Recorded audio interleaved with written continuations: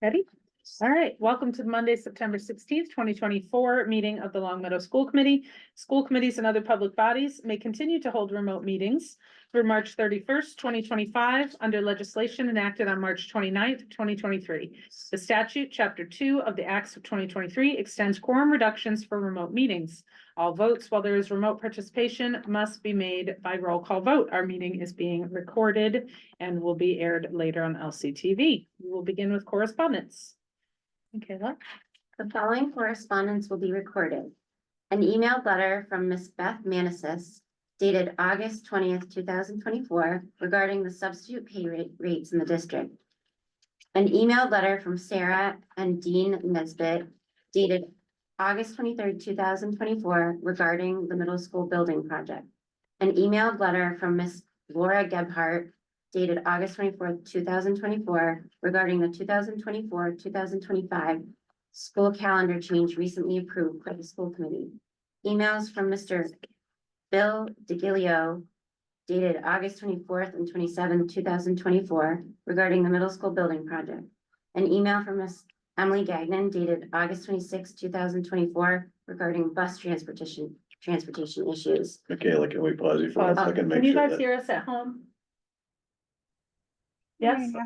Okay, we're good. Okay, sorry. It's okay. An email from Mr. Arthur Tolnosian dated September 4th, 2024, regarding the Long Meadow High School Orchestra's selection to be featured performer at the All Eastern Festival in April 2021. Great, thank you. Well Welcome. Moving on to approval of minutes, we have a recommended motion. I move that school committee approve the minutes to the August 20th, 2024 school committee meeting as presented. We have a motion. Do we have a second? Second. Thank you. Any discussion? Seeing none, we'll move to a vote. Julie? Yes. Zach? Yes. Adam? Yay. Michaela? Yes. And yes, for me as well.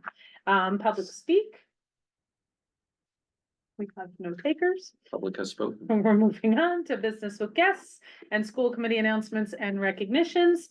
We have no business with guests, so moving on to school committee chair report. First up, please add to your calendars. We have a date for our joint school committee admin goal setting session. That will be October 8th.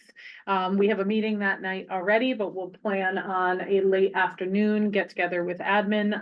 More details on exact timing for that and format coming soon. Other things related to the schools, if anyone is able to make it, we have our new playgrounds. So a big thank you to everyone who's worked so hard to have our new playgrounds up and running. We have 2 that are open for business and a third one that is on its way very shortly. The first at Blueberry Hill will have a ribbon cutting tomorrow, the 17th at 3:15 in the afternoon. And the next center school is open and will have their own ribbon cutting next Thursday, the 26th, also at 3:15, correct? I wrote down 3, but I feel like someone said 3:15. Okay, just checking that. Otherwise, big thank you to everyone for all of the work that has gone into the beginning of the school year, for all of the different classes that are up and running and the back to school nights that are underway and the sports that we can hear outside. And it's just nice to see the town kind of coming back to life with all of the activities of the school district. So thank you to all of the community members and educators and students for the work they're doing every day. Any other school committee announcements or recognitions? All right, seeing none, we will head into other reports. Superintendent's report, and a few other things. Sure, just a couple items to update the committee and the community on. I wanted to touch on school safety briefly, particularly in light of the tragedy in Georgia.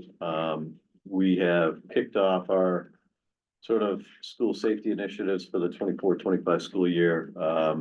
Our first district safety meeting is tentatively scheduled for October 4th. So we gather with police, fire, DPW, school admin, central office admin to line up some safety activities for the year and identify mutual concerns. We have reactivated our partnership with the Sandy Hook organization using their Say Something anonymous reporting system. So we're going through some training on that and hope to raise the visibility of that tool to our middle and high school students in the days ahead.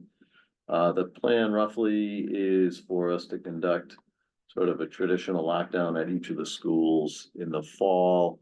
And then in the spring, we would look at more of sort of a dynamic lockdown kind of associated with the avoid, deny, defend model. That those things are being planned.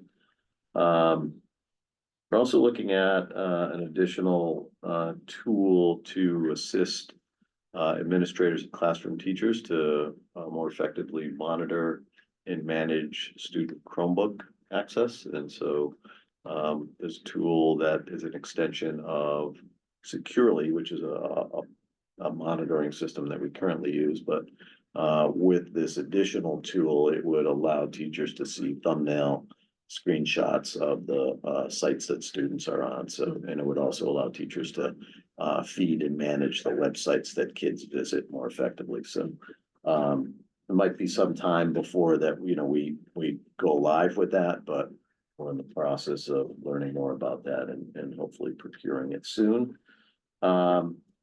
This week, tomorrow, Wednesday, we're meeting with town officials to kick off the feasibility study to assess the viability of synthetic turf at the stadium field.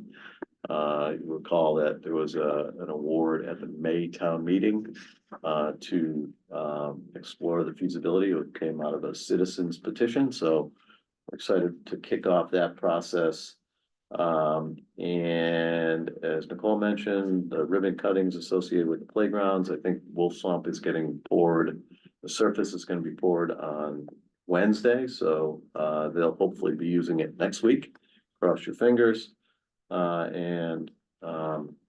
MCAS results are currently embargoed, but I suspect it'll be in a few weeks. Those results will be available, more widely available to the public, and we'll be sure to update the committee on that at some point. That's it. All right, wonderful. Thank you. Any questions or feedback on that? Seeing none, we'll jump into other administrative reports. Do you have anything tonight?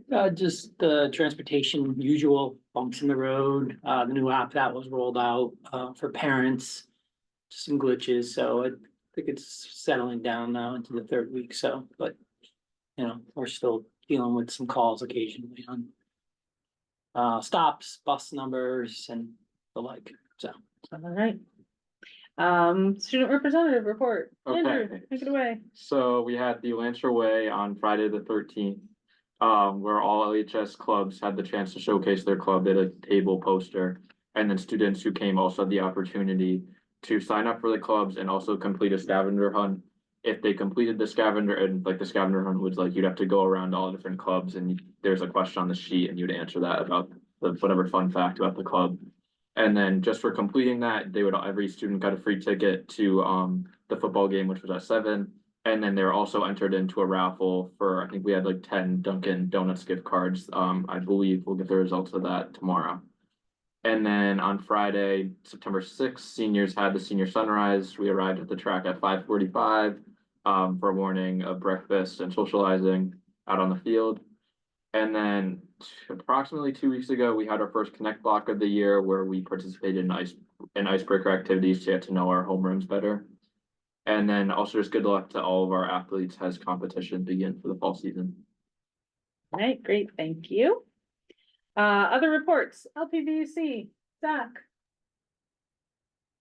Nothing to report. no report yet. All right, energy and sustainability. Forget who took that for this year. I remember. I don't either. Okay, we'll circle back to that one. Seal, Michaela. Yeah, on September 7th, there was a really great meet and greet at the Bliss Park, where Boomer came from the Thunderbirds and a lot of families. It was a really good event with Reach Out, and Nicole Paris-Crow was there, and it was really good to meet a bunch of new parents that are new to the district and for them to get right in touch and information right away. It was a really awesome time. And then the next meeting is going to be October 16th. And it's You can be in person, actually here in this room, A31, or on Zoom, and Dr. O'Shea will be presenting about the insights of the middle school building project and special education in regards to the district improvement plan. All right, wonderful. Yeah. Subcommittee reports. Finance sub has nothing tonight. Nope. All right, policy sub, who is gonna be our policy sub report? It's you, go for it. The policy subcommittee met on Wednesday, August 21st, and the subcommittee voted unanimously to bring forward for consideration two revised policies.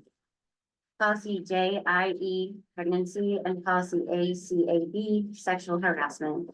Both policies will be both posted to the district's website for 30 days as required by the school committee policy BGB policy adoption to solicit public input. All right, perfect. Any questions related to those policies, feedback? There is a brief slide deck in your meeting packet that you're welcome to take a look at. Nothing that needs to be presented tonight, but if you look at the background on Title IX and the new policies, it's there for you. All right, and as a reminder, those policies will be posted on the district's website, so if anyone wants to look those over, and we'll bring them back next month. All right, moving forward, nothing for curriculum or evaluation sub, and we are headed into ongoing business and the middle school building committee. Yeah, briefly on the middle school project, we are at an important stage, but not a lot has evolved since our last meeting. We did submit to the MSBA the preferred solution. And that preferred solution is to construct a new middle school for 665 students at the Williams Middle School site. And so that report from the building committee will be reviewed by the MSBA's Facility Assessment Subcommittee at a meeting in a few weeks. We anticipate that subcommittee would respond favorably. They'll ask some tough questions about the integration of the design with our education plan. And then it would go to the full board, and assuming it gets the support of the MSBA board, then we would proceed into schematic design. Most of the designs that are out there right now are sort of preliminary concept designs. So this would really start to engage more fully the work of the architect on the actual schemes for the building. We continue to work hard at addressing the needs of the abutters to the Williams site. We have a meeting on Wednesday with the full design team, administration, police and fire. The hope is that we're going to basically stand around a table, have a big map of the Williams site, and really start to think hard about what the roadway design should look like, what the traffic flow should look like, and what we can do to mitigate the impacts. We're confident that we can design those roadways in such a way that will really help traffic move efficiently and quickly and safely in and off campus. So really looking forward to having that opportunity sort of in person with police and fire and the administration and the design team. And we had a table at Long Meadow Pride this weekend, and we had some of the design boards and some handouts, and had a ton of great conversations with some residents, and generally very, very positive feedback from anybody who wandered up to our table. So it was great there was a lot of curiosity. We had big 2 foot by 3 foot boards, and folks had a real chance to see up close and ask some really great questions, things that had my wheels spinning for sure. So more to come, but we're at after sprinting in the month of August. We're now in kind of playing the waiting game at the MSBA. So it's great stuff. All right. Yeah. Any questions or feedback from others? All right, we are headed into new business. We have a consent agenda related to some building and facility use requests. Mr. Mazza?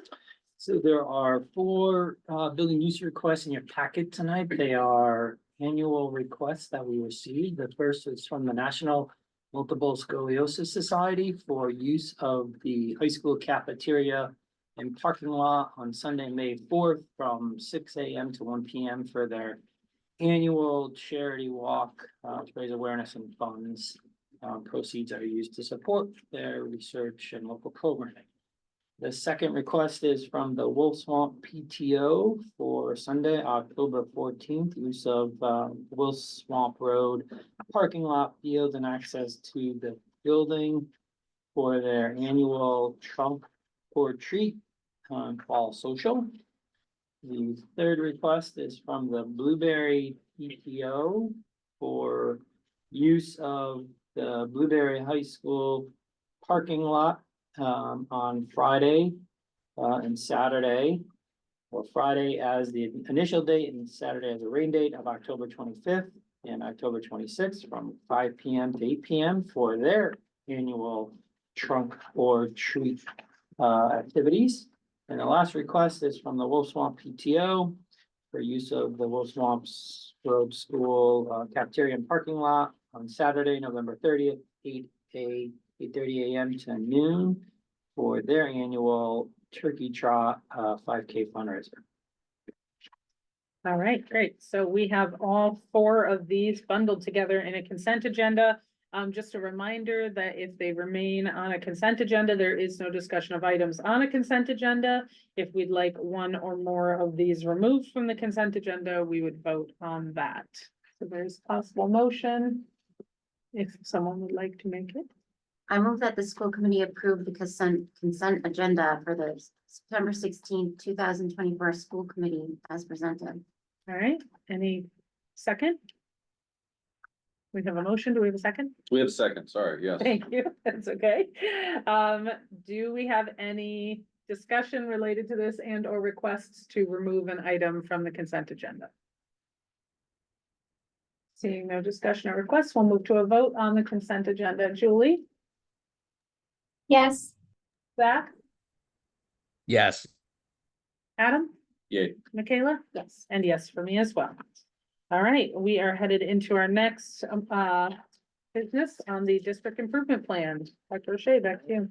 All right, well, could just share a screen with you just to talk about where we are with the development of a new district improvement plan. And so we had a plan that expired in June of, well, actually, at the conclusion of the 23-24 school year. And excuse me one second. Let's see if I can put it on there. We have been busy with the administrative team, taking a look at a number of data sources to start to put together a renewed district improvement plan. And one of the, we obviously this has included a review of educational data. It's included a review of an extensive survey that we sent out in January to families. And we spent a good chunk of our administrative retreat time over the summer reviewing that data and starting to identify some goals for the coming year. And so before this is baked, I wanted to be sure that there was ample time for the school committee to provide some input into this. It really is shaped by some of the goals of the previous district improvement plan. It's shaped obviously by the direction that we've received from the committee in the past.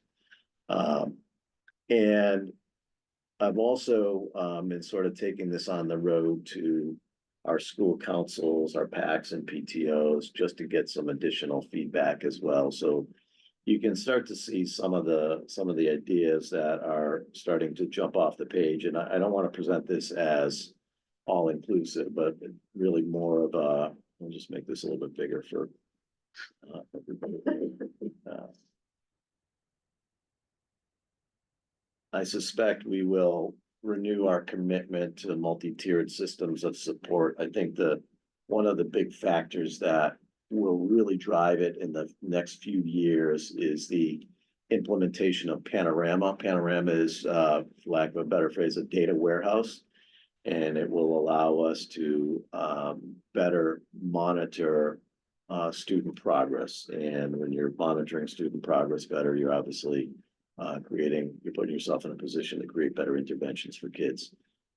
It will provide sort of one-stop shopping for our administrators and give administrators and interventionists more or less a dashboard where they can really review student progress effectively.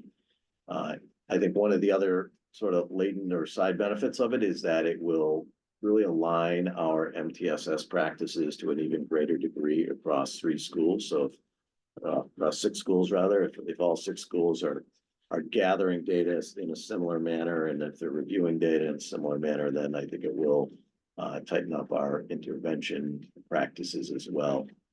Universal design for learning has been a commitment, but I think we're sort of at that stage where we've had some initial professional development, but really putting it into practice where there's some stronger expectations around assessment and lesson design, tier 1 curriculum development, MTSS entrance and exit criteria, so that, you know, we want to make sure that across all schools, kids are having a similar experience with the types of support interventions that they're receiving, especially level by level, elementary, middle, high.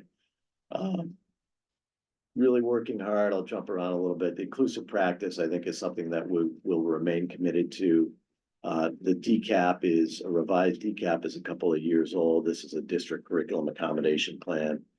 And you know, to sort of take the jargony spin off of the DCAP, what this is meant to do is just to really articulate clearly the types of accommodations that are available to all children in all classrooms, you know, things that accommodations that teachers can make that don't require a 504 or an IEP necessarily.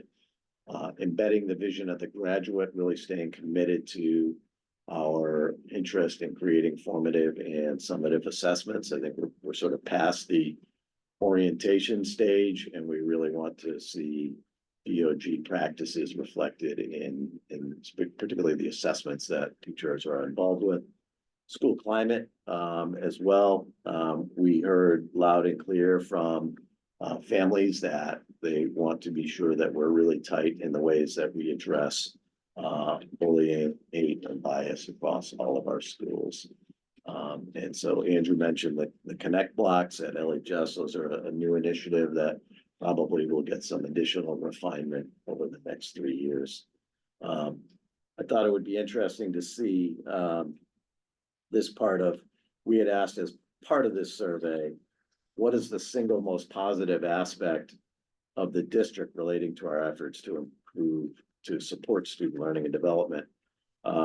What came out very clearly was the appreciation that the community has for classroom teachers and for the resources that we make available to kids. But you'll see some of the themes that jumped out on that question: creating the supportive resources, the diverse and challenging curriculum, communication and feedback, and then the availability of extracurriculars. However, I do want to show you the other side of this now. When we ask families, if you could change one thing about the district, what would it be? And many respondents talked about, you know, effectively addressing bullying and student safety. Rigor, just the phrase rigor came up time and again from survey respondents. And so there was some particular interest in seeing what we could do for students who are ready for acceleration. Supporting teacher staffing and consistency so that kids can have a similar experience across all classrooms. Enhancing equity and inclusion. We saw strength was noted as communication. It was also noted as something that we could work on. And so what we're trying to tease out is what type of communication is it that would benefit staff and kids and families. I think what we're gathering is that it's I think our school-wide, our classroom-wide, hopefully district-wide communication is strong, but the type of communication that's happening at the from the teacher to parent level, you know, what can we do to bolster that? So that seemed to have sort of jumped off the page There was some other sort of, I don't know, I wouldn't call them one-offs, but other notable suggestions.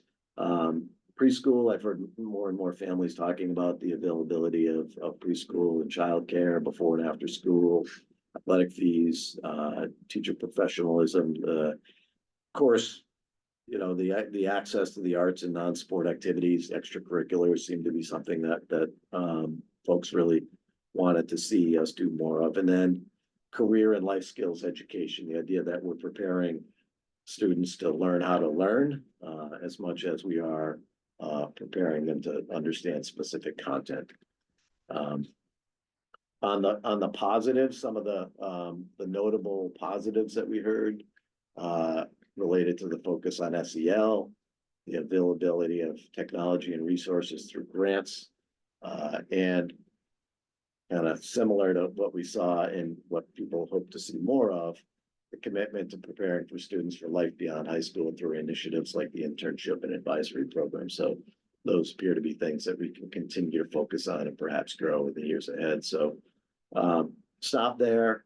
I know we have a placeholder for an admin school committee retreat on October 8th, and maybe we can dive into this a little bit more then, but Yeah. I really want to make sure that the direction and insight of the committee is reflected in this 3-year district improvement plan. The hope would be that we would bring it to you probably in early November, as to have the plan finalized by that time. So feedback from the school committee, feedback from school councils. I'll see additional feedback from staff. So we're sort of thinking about this as a iterative process where we go back and forth. We develop some key ideas, we test the water with those key ideas, and then go back and refine the plan further. So that's where we are with our district improvement plan. And if I'm happy to answer any questions or take any feedback that you might have. Certainly some of it can be reserved for our meeting on the 8th as well. So. All right, open up to discussion, feedback, questions. All right, I think nothing now. I like that we've got some familiar themes, but sort of rejuvenated and ready to move forward into the next Yeah. bit of time. But All right, wonderful. So we have come to a moment where we are going to pause. We are going to go into recess and we'll be reconvening at 7 p.m. Across the hall in A15, and joining the select board for interviews for a school committee vacancy. So I have a motion here for us to recess. I move that the school committee recess to reconvene at 7 p.m. in room A15 to join the select board. We have a motion. Do we have a second? Seconded. Thank you. Any discussion? Seeing none, we'll move to a vote. Julie? Yes. Zach? Yes. Adam? yeah. Michaela? Yes. All right, and yes for me as well. We are officially in recess.